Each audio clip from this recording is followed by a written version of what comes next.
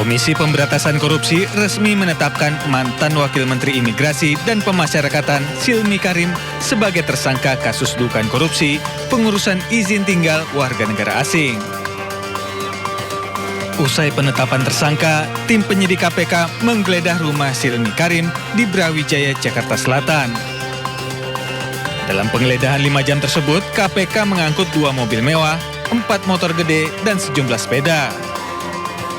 Kuasa hukum Silmi Karim, Sahala Sihaan, mengatakan jika kliennya tidak keberatan terhadap penggeledahan dan menghormati setiap proses hukum yang dilakukan. Ya, tentunya ada.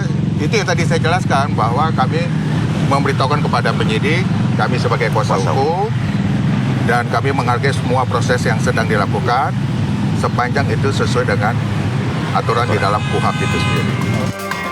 Juru bicara KPK, Budi Prasetyo, mengatakan penggeledahan dimaksudkan untuk mencari bukti-bukti tambahan terkait penyidikan kasus.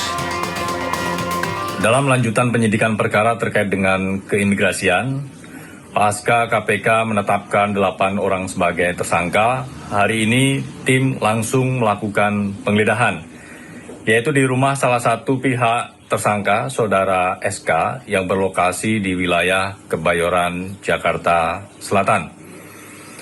Adapun penggeledahan ini tentunya untuk mendapatkan bukti-bukti tambahan yang dapat membantu dalam proses penyidikan perkara ini, di mana rumah SK merupakan salah satu titik yang disegel dalam rangkaian peristiwa tertangkap tangan kemarin. Saat ini penyidik masih melakukan penggeledahan, kegiatan masih berlangsung, nanti kami akan update terus perkembangannya. Diketahui, Silmi Karim dan 7 orang lainnya ditetapkan tersangka oleh KPK terkait kasus dugaan pemerasan pengurusan izin tinggal warga negara asing. Dari Jakarta, Selena Yahya, Oki Mahendra, Anyus melaporkan. Ya pemirsa, siang ini kita awali dari 2 orang tewas di tempat saat sebuah truk kontainer tertimpa pohon besar yang tumbang di ruas Jalan Baru Lingkar, Karawang, Jawa Barat. Kecelakaan maut ini juga menyebabkan kemacetan panjang di kedua arah jalan hingga lebih dari 2 kilometer.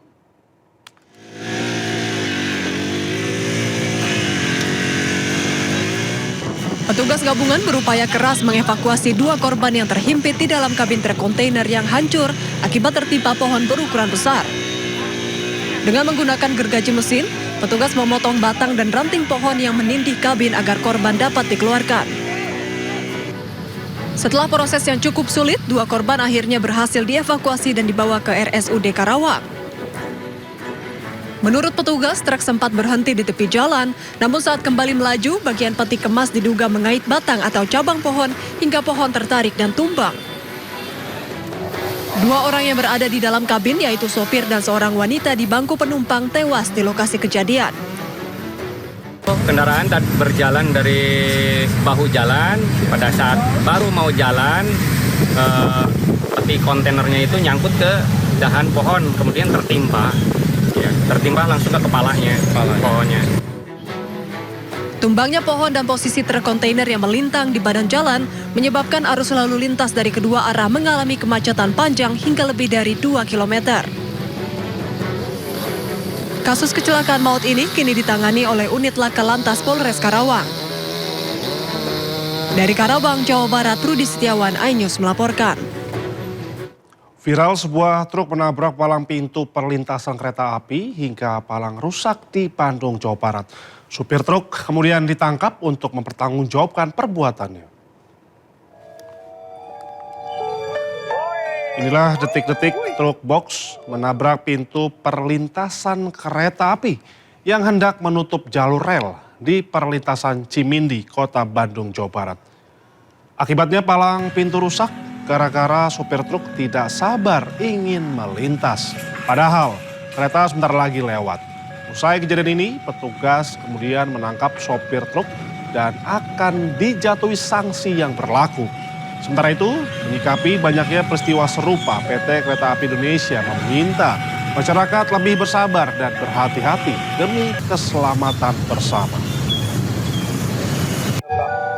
Bekerja.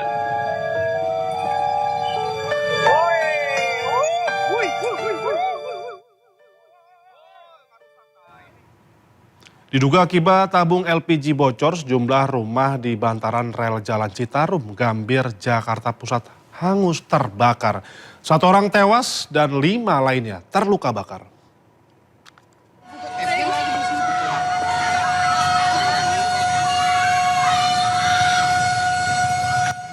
Kebakaran hebat melanda sejumlah rumah yang berada di bantaran rel kereta Jalan Citarum Gambir, Jakarta Pusat, Jumat pagi. Kobaran api yang seketika membesar membuat warga sekitar panik. Lantaran juga sempat terjadi beberapa kali ledakan yang diduga dari tabung LPG yang bocor dari salah satu rumah yang sedang memasak. Kebakaran yang menghanguskan 6 rumah ini mengakibatkan 1 lansia tewas dan 5 orang lainnya terluka bakar hingga harus dievakuasi ke rumah sakit. Cuman apinya tuh gede banget, Pak. Oh, langsung muncul? Langsung sampai tinggi, apinya langsung berkobar merah itu tinggi. Kita panik semua. Orang yang tidur aja langsung turun ke bawah. Petugas identifikasi dari Polres Metro Jakarta Pusat langsung mengolah tempat kejadian perkara dan mengamankan sejumlah tabung LPG yang diduga pemicu kebakaran. Kejadian ini juga berdampak dengan terganggunya sejumlah perjalanan kereta komuter lain di stasiun Tanah Abang. Dari Jakarta, Rani Sanjaya, iNews melaporkan. Seorang pengedar sabu lari tanpa busana saat digerebek polisi di Kendari, Sulawesi Tenggara. Setelah terlibat kejar-kejaran, polisi akhirnya berhasil bekuk pelaku.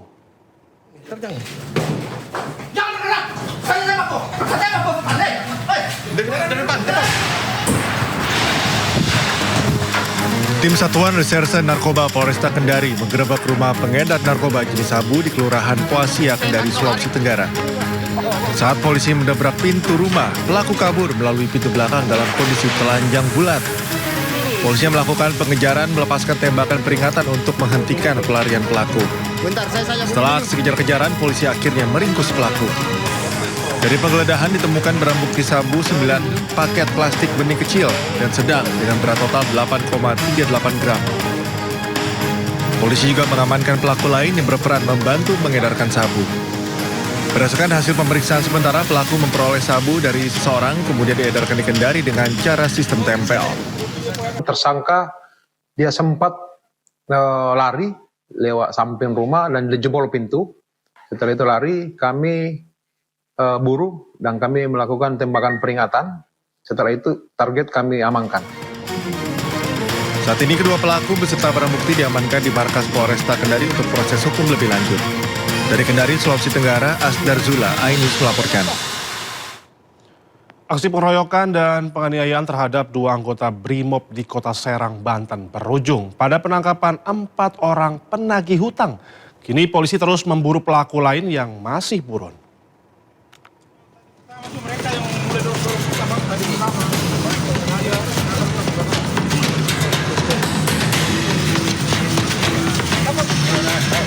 Video amatir merekam keributan yang berujung pada penganiayaan terhadap 2 anggota BRIMOB di halaman Rumah Sakit Fatima, Kota Serang, Banten.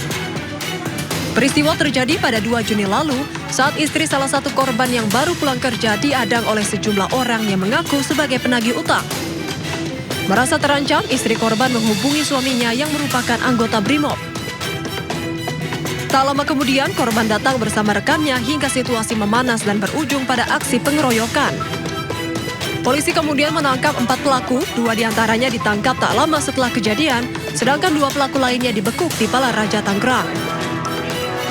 Dari tangan tersangka, polisi menyita kendaraan operasional, ponsel, surat tugas debt collector, serta sejumlah senjata tajam yang digunakan saat beraksi. Tapi untungnya, syukur ya, alhamdulillah puji Tuhan, kita berhasil mengamankan, mengejar yang bersangkutan lari, dikejar, diamankan. Mobil yang dibawa lari pun kita berhasil amankan. Sekarang mobilnya ada di Polda. Begitu ya. Itu dari leasing mana? Sebenarnya kita tidak pas juga nanti melebar gitu ya. Ada lagi Bang yang mau sampaikan? Terus semalam kejadian lebih kurang itu kejadian, ternyata informasi itu dimulai dari sore. Sore itu mereka sudah mengintai, di jam 10 malam itu mereka langsung menarik paksa. Kini para tersangka dijerat pasal pengeroyokan dan penganiayaan. Polisi juga masih memburu pelaku lain yang namanya telah masuk daftar buron. Dari Serang, Banten, Mahesa Priandi, iNews melaporkan. Seorang lansia di Tangerang, Banten disekap dan diikat selama 17 jam. Diduga aksi penyekapan tersebut karena masalah hutang piutang.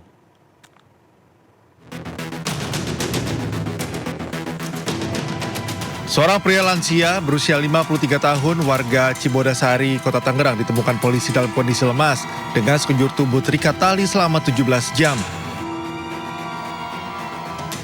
Dari pemeriksaan polisi, korban disekap dan mengalami intimidasi menggunakan senjata tajam. Aksi penculikan ini bermula saat korban bersama istri sedang berkemas untuk pindah rumah. Saat sang istri lengah, korban tiba-tiba dibawa paksa oleh dua orang pria menggunakan sepeda motor. Pihak keluarga baru mengetahui korban disekap setelah menerima pesan singkat berisi foto dan video korban. Polisi yang mendapat laporan berhasil mengidentifikasi dan segera melakukan penyelamatan. Diduga aksi penyekapan ini dilatar belakangi masalah utang. Penyekapan itu disebabkan adanya utang piutang. Nilai totalnya kurang lebih ada 30 juta.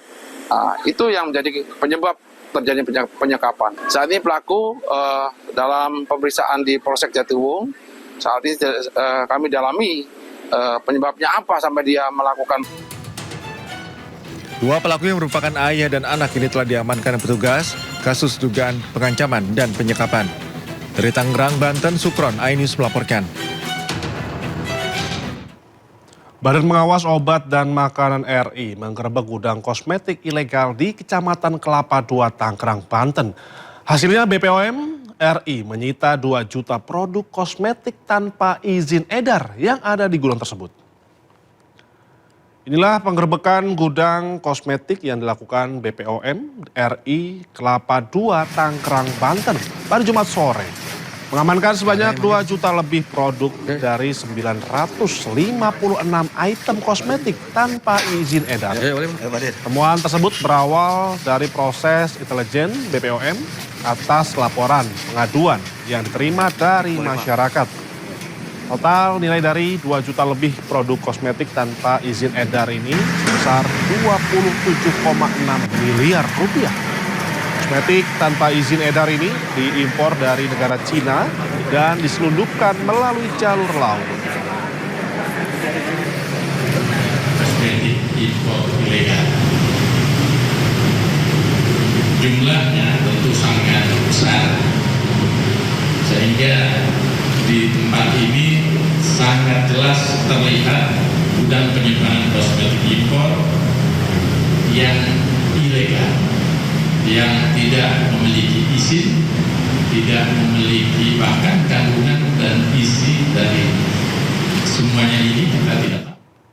Viral di media sosial, seorang wanita diduga menyiramkan air bekas lap kotoran anjing ke jalan di permukiman di Kecamatan Besar Kamis, Kabupaten Tangerang, Banten. Aksi wanita tersebut membuat warga yang melintas menuju masjid untuk melaksanakan sholat menjadi terganggu.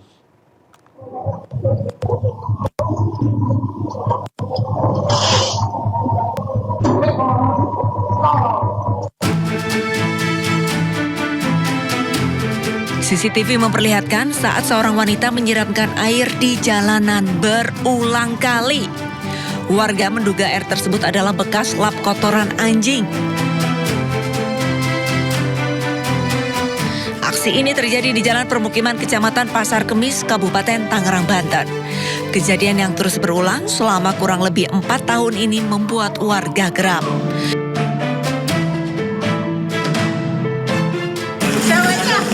Kok bedanya? Siapanya lahir? Ini Bapak ini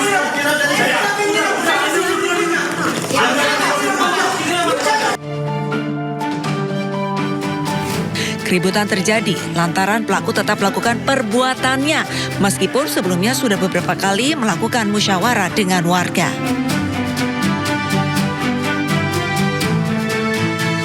Tapi istrinya tuh sifatnya keras nggak bisa dibilangin sama suaminya. Jadi penyiramannya juga ya udah sesuka hati istrinya. Suaminya udah sering ingetin bilangnya sih begitu. Hasil yang pertemuan itu kan saya sampaikan keluarga juga. Pelaku yang mengaku sempat mendapatkan kekerasan langsung melapor ke Polsek Pasar Kemis. Pihak kepolisian pun kini tengah menyelidiki kejadian tersebut. Itu ya, kami koordinasi juga dengan Binama setempat, bahwasanya di tahun 2025 itu pernah ada kesepakatan bersama, yang mana yang bersangkutan itu di sana untuk tidak membuang air tersebut kepada jalan. Namun dalam hal ini, padahal suaminya sudah mengingatkan terus kepada yang bersangkutan ya, namun tetap dalam ini kami akan melakukan pemeriksaan dan mendalami terkait adanya peristiwa tersebut. Kepada warga, pelaku mengaku bahwa air yang disiramkan bukan air bekas lap dari kotoran anjing, tetapi air sabun bekas membersihkan lantai rumahnya. Pelaku juga mengaku menyiramkan air tersebut ke jalan agar tidak berdebu. Polisi kini sudah memeriksa sejumlah saksi dan masih mendalami kasus ini. Dari Kabupaten Tangerang, Banten, Aimarani, iNews melaporkan.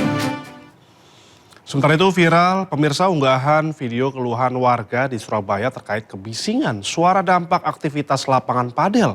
Dalam video tersebut warga mengeluh suara bising yang berada tepat di sebelah rumahnya hingga mengganggu jam istirahat.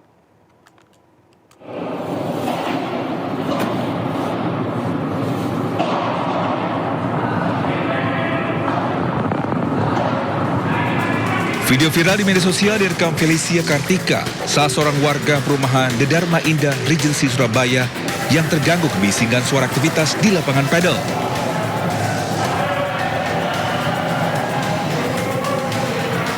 Lokasi Atlas Padel Surabaya yang berada tepat di samping rumahnya menimbulkan kebisingan yang mengganggu. Pasalnya aktivitas di lapangan padel sudah dimulai sejak pukul 6 pagi hingga 10 malam. Waktu bangun tidur pagi, itu sudah kita dibangunkan oleh suara rame, teriakan-teriakan sama pakpok itu terus dan keras sekali. Jadi kan gimana ya, orang bangun tidur kaget gitu. Saya mesti pening, sakit kepala, migrain, dan sampai 1 hari itu jadi nggak produktif lah. Keluhan dari Felicia Kartika ini langsung mendapat respon dari pengelola Atlas Padel Surabaya. Pengelola padel memasang peredam suara di lapangan 5 yang bersebelahan langsung dengan rumah warga. Ini merupakan solusi yang bisa kami lakukan untuk mengatasi kebisingan yang mungkin keluar dari aktiviti padel ini. Memang sebelumnya dari perhitungannya itu direncanakan di tanggal 29 Mei ini selesai. Tapi melihat dengan kondisi tingginya yang sangat tinggi, lalu luasan yang ditutup juga lumayan luas, tentu kami tidak ingin eksekusinya berjalan asal-asalan. Pihak pengelola padel yang meminta maaf dengan ketidaknyamanan tersebut juga berharap permasalahan ini bisa diselesaikan melalui mediasi dengan warga. Dari Surabaya, Jawa Timur, Yuda Prawira, iNews melaporkan. Kita ke informasi lainnya pemirsa, Gunung Lewatobi laki-laki di NTT meletus dan muntahkan abu setinggi 2.500 meter disertai hujan abu vulkanik. Erupsi Gunung Lewatobi laki-laki kembali terjadi pada pagi tadi dengan tinggi kolom abu kurang lebih 2,5 km di atas puncak. Kolom abu terpantau berwarna kelabu dengan intensitas tebal. Letusan ini disertai hujan abu vulkanik. Erupsi ini terekam di seismogram dengan amplitudo maksimum 14,8 mm dan durasi 3 menit 35 detik. Menurut petugas pos pengamatan Gunung Lewatobi laki-laki, status aktivitas gunung api tersebut kini berada pada level 3 atau siaga. Hingga kini petugas menghimbau masyarakat sekitar Gunung Lewatobi laki-laki agar tidak beraktivitas dalam radius 5 km dari pusat erupsi. Warga juga dihimbau memakai masker untuk hindari bahaya abu vulkanik.